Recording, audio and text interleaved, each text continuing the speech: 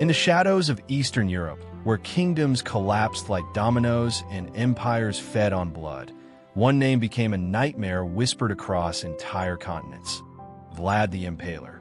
Before he became the monster of legend, before forests of corpses carried his warning to the world, he was simply a prince born into chaos. The land of Wallachia stood trapped between giant predators.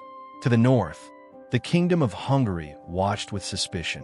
To the south, the unstoppable Ottoman Empire expanded like wildfire. Every ruler in this region faced the same impossible choice: kneel, betray, or die. Vlad was born into a bloodline already soaked in violence. His father, Vlad II Dracula, belonged to the Order of the Dragon, a militant brotherhood created to defend Christianity against Ottoman expansion. The title Dracula meant dragon, but over time people twisted its meaning into devil. Vlad inherited that darkness long before he ever touched a sword. In the courts of nobles and warlords, mercy was viewed as weakness, and fear was worth more than gold. As a child, Vlad's life shattered when politics consumed his family. The Ottoman Sultan demanded loyalty from Wallachia, and to guarantee obedience, Vlad and his younger brother were taken hostage into the heart of the Ottoman Empire. Imagine being a young prince ripped away from home and raised among the enemies of your people. The Ottoman court was magnificent beyond imagination. Endless silk banners, towering palaces, elite Janissary soldiers, scholars, assassins, and future conquerors walking the same halls. But behind the beauty stood absolute control. The message was simple: obey the empire or vanish beneath it. Young Vlad learned everything there. He studied warfare, strategy, psychology, and the terrifying efficiency of Ottoman discipline. But while his brother adapted to the empire, Vlad never truly submitted. Every humiliation carved something darker into him. Every punishment hardened his soul. He watched rulers maintain power not through kindness, but through terror so overwhelming that rebellion became unthinkable. Years later, the world would learn just how carefully he remembered those lessons. Then came betrayal. Vlad's father was murdered. His older brother was buried alive by rival nobles. In one brutal sweep, his family was erased from power. The hostage prince who once stood powerless inside Ottoman walls suddenly had only one purpose left: reclaim Wallachia and destroy anyone responsible. This was not the beginning of a hero's journey. This was the birth of a predator. When Vlad finally returned to his homeland, Wallachia was rotting from the inside. Corrupt boyars manipulated rulers like puppets. Loyalty changed overnight, and assassination had become part of politics itself. Vlad understood immediately that he could not rule through diplomacy alone. If he wanted to survive in a kingdom of traitors surrounded by empires, he would need to become more terrifying than the world around him. And so, the prince who once lived as a hostage began his transformation into something history would never forget. Not a king of glory, not a noble savior, but a ruler who would weaponize fear itself like an army. When Vlad the Impaler seized the throne of Wallachia, he inherited a kingdom balanced on the edge of collapse. The nobles who swore loyalty to rulers were the same men who sold secrets to enemies behind closed doors. Every banquet hid poison. Every alliance hid betrayal. Vlad understood one brutal truth faster than anyone else. If fear created this broken world, then fear could also control it. The boyars, the powerful noble class of Wallachia, believed Vlad would become another weak prince they could manipulate. Instead, they awakened something far worse. During an Easter gathering, Vlad invited many of these nobles to a grand feast. Music echoed through the hall. Wine flowed endlessly. The aristocrats laughed, believing politics had returned to normal. Then Vlad asked them a simple question: how many rulers had they betrayed in their lifetime? Silence swallowed the room. By nightfall, soldiers stormed the feast. Elderly nobles were impaled on the spot. Others were chained and forced into brutal labor, marching toward the mountains to rebuild Vlad's fortress under starvation and exhaustion. Most never survived. This was not random cruelty in Vlad's eyes. It was a declaration. Wallachia would no longer belong to parasites feeding on weak rulers. It would belong to him alone, and people obeyed. Soon, Vlad transformed fear into a weapon more effective than armies. Thieves vanished from the streets because punishment became unimaginably horrific. Corrupt officials disappeared overnight. One story claimed Vlad placed a golden cup in a public square and left it untouched for years because nobody dared steal it. Whether myth or reality, the message spread exactly as intended. Under Vlad, crime itself feared death. But his methods became darker with every passing year. Execution was no longer enough. Vlad wanted terror to travel faster than soldiers. His signature punishment, impalement, turned victims into living warnings.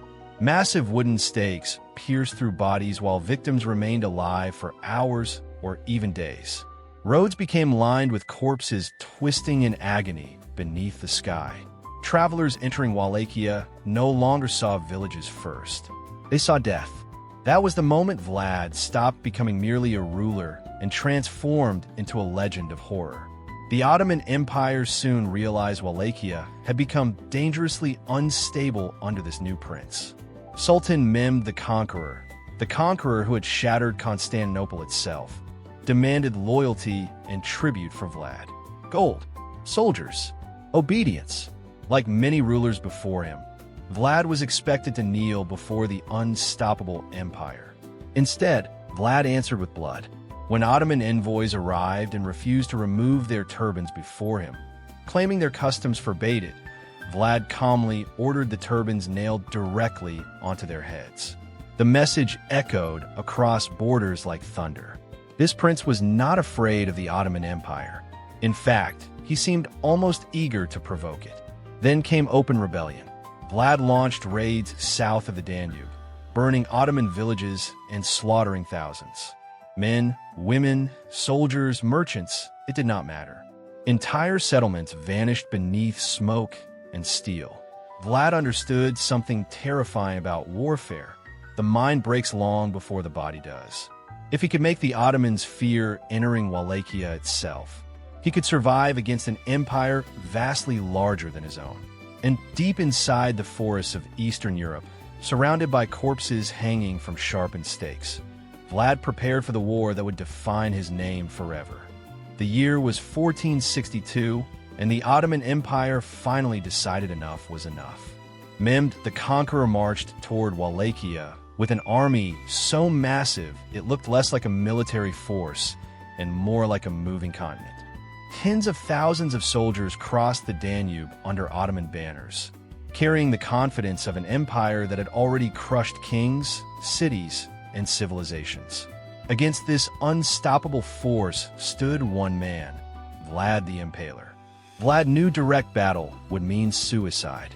Wallachia simply could not overpower the Ottoman war machine in open combat. So instead of fighting like a traditional ruler, Vlad turned his entire country into a nightmare. Wells were poisoned.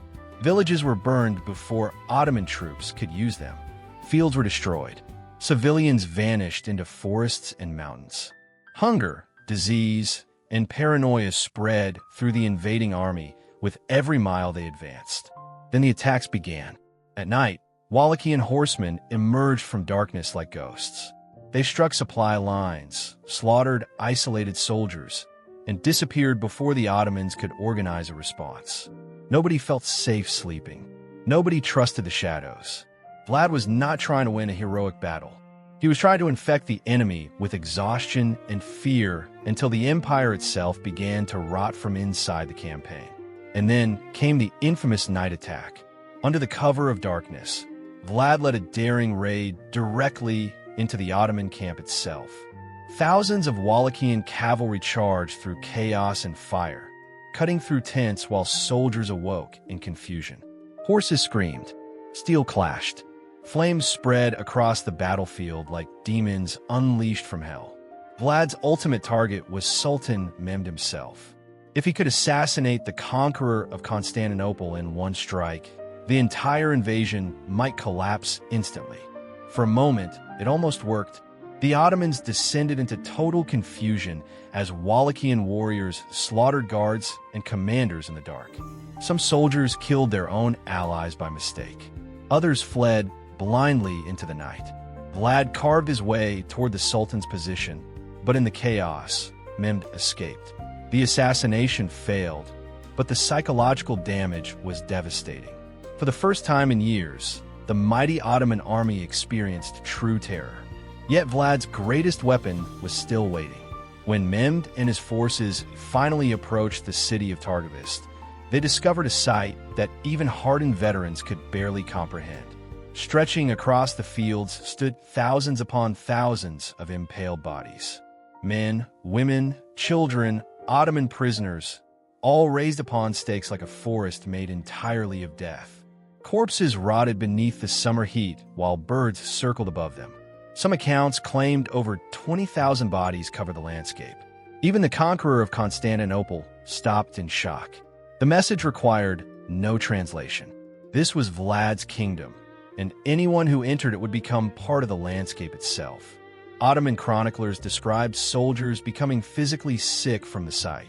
Morale collapsed. Fear spread faster than orders could contain it. Mehmed reportedly admitted that a man capable of such acts could not easily be defeated. Eventually, despite their overwhelming power, the Ottomans withdrew deeper ambitions of fully controlling Vlad through direct conquest. But victory came with a terrible price. Wallachia had become a land poisoned by endless violence. Vlad's brutality terrified enemies, but also isolated him from allies. Even neighboring rulers who hated the Ottomans feared the prince they once considered useful. The man who weaponized fear against the world slowly discovered that fear consumes everything around it, including trust, loyalty, and eventually, power itself. After forcing the Ottoman invasion into retreat, Vlad the Impaler should have emerged as a triumphant defender of Eastern Europe. To many Christians, he had stood against the unstoppable expansion of the Ottoman Empire and survived. Stories of his resistance spread across kingdoms like wildfire. Some praised him as a warrior prince chosen to hold back the tide of conquest. But inside the political world of kings and nobles, admiration meant nothing without usefulness. And Vlad was becoming dangerous to everyone. The same brutality that terrified the Ottomans also alarmed his supposed allies. European courts began receiving horrifying reports from merchants, diplomats, and travelers. Tales described forests of impaled victims, mass executions, and unimaginable torture. Whether every story was true no longer mattered. Vlad's image had evolved beyond reality itself. He was no longer viewed as merely a ruler of Wallachia. He was becoming a symbol of absolute terror. Meanwhile, the Ottomans adapted quickly. Sultan Mehmed the Conqueror understood that defeating Vlad militarily would cost enormous resources. So instead, the empire turned to politics. They supported Vlad's younger brother, Radu, who had spent years inside the Ottoman court and developed close ties with the Sultan. Unlike Vlad, Radu was diplomatic, charismatic, and willing to cooperate with Ottoman interests. Suddenly, Wallachia faced two competing princes. One ruled through fear, the other through negotiation. Many nobles chose Radu. Vlad's kingdom began collapsing from inside. The constant wars had exhausted the population. Villages were devastated. Trade suffered. Fear controlled the country. But fear alone could not maintain stability forever. As allies abandoned him one by one, Vlad sought support from Hungary, believing fellow Christian rulers would aid him against the Ottomans. Instead, he was betrayed. King Matthias Corvinus arrested Vlad and imprisoned him for years. Officially, accusations claimed Vlad had negotiated with the Ottomans behind the scenes, though many historians believe these charges were politically convenient excuses. Supporting Vlad had become costly, and Europe no longer viewed him as a heroic defender. He had become unpredictable, difficult to control, too brutal even for allies desperate to resist the Ottomans. And so the feared prince who once terrified empires disappeared into captivity. Years passed. The warrior who had covered battlefields and impaled corpses now sat trapped behind walls, isolated from the kingdom he fought to dominate. Some legends claimed imprisonment softened him. Others insisted the darkness only deepened further. But history rarely grants peace to men like Vlad. Their lives move like storms, violent from beginning to end. Eventually, political circumstances shifted again, and Vlad regained freedom. The Ottoman threat still loomed over Eastern Europe, and suddenly old enemies became useful once more. Vlad returned to Wallachia for one final attempt to reclaim his throne. But the world around him had changed. Alliances had shifted. Loyalists were fewer. His legend remained powerful, yet legends alone cannot stop time. Still, Vlad marched back into war anyway, because by this point, violence was no longer simply his method of survival. It had become his identity. The hostage prince, the ruthless ruler, the nightmare of the Ottomans. Every version of Vlad had fused into one final image, a man incapable of escaping the monster history had turned him into. The final chapter of Vlad the Impaler arrived the same way his legend began, surrounded by war, betrayal, and blood. After years of imprisonment and political exile, Vlad managed to reclaim the throne of Wallachia one last time. But this was no glorious return of a victorious king. His kingdom was fractured, enemies surrounded him, and the world that once feared him had already started moving on. The monster of Wallachia was now fighting against time itself. Somewhere near the end of 1476, Vlad entered his final campaign against Ottoman forces and rival factions battling for control of the region. The exact details of his death remain uncertain, buried beneath contradictory accounts and centuries of myth. Some stories claim he died in battle, surrounded by enemies as swords close around him from every direction. Others suggest he was assassinated by his own allies in the confusion of war. In true Vlad fashion, even his ending refused to become simple. But one detail echoed through history louder than the rest. His severed head was allegedly sent to Mehmed the Conqueror in Constantinople as proof that the infamous prince was finally dead. The man who once challenged an empire through sheer terror had been reduced to a trophy displayed before the very sultan he tried to intimidate. For most rulers, death marks the end of power. For Vlad, it marked the beginning of immortality. Because legends feed on fear. Across Europe, stories about Vlad spread faster after his death than during his life. German pamphlets portrayed him as a sadistic madman who feasted among impaled corpses. Other tales painted him as a brutal but necessary defender against Ottoman conquest. Depending on who told the story, Vlad became either a demon wearing a crown or a warrior willing to sacrifice his humanity to protect his land. The truth existed somewhere in between, buried beneath propaganda, horror, and centuries of exaggeration. Then history transformed once more. Centuries later, Irish author Bram Stoker searched for inspiration while creating a vampire count from Eastern Europe. He discovered the name Dracula, connected to Vlad's bloodline and the old title of his father, Dracula. The name carried shadows, mystery, and echoes of death. Stoker borrowed it, and from that moment onward, Vlad's legacy fused forever with one of fiction's greatest monsters, Count Dracula. Ironically, the real Vlad may have been more terrifying than the vampire myth itself. Count Dracula drank blood to survive. Vlad spilled blood to control entire nations. Even today, historians continue debating who Vlad truly was. A tyrant consumed by cruelty? A genius of psychological warfare? A patriot defending his homeland against impossible odds? The answer depends on where history is viewed from. In Romania, some still remember him as a ruler who fought corruption and resisted foreign domination. In much of the world, he remains the prince of nightmares whose cruelty shocked even the medieval age. But perhaps that contradiction is exactly why his legend survived. Because Vlad the Impaler was never purely hero or villain. He was the product of a world where mercy invited death, where empires crushed weakness without hesitation, and where fear could become stronger than armies. In that brutal era, Vlad mastered the one weapon capable of shaking kings and conquerors alike: terror. And centuries later, the shadow of the Impaler still refuses to die.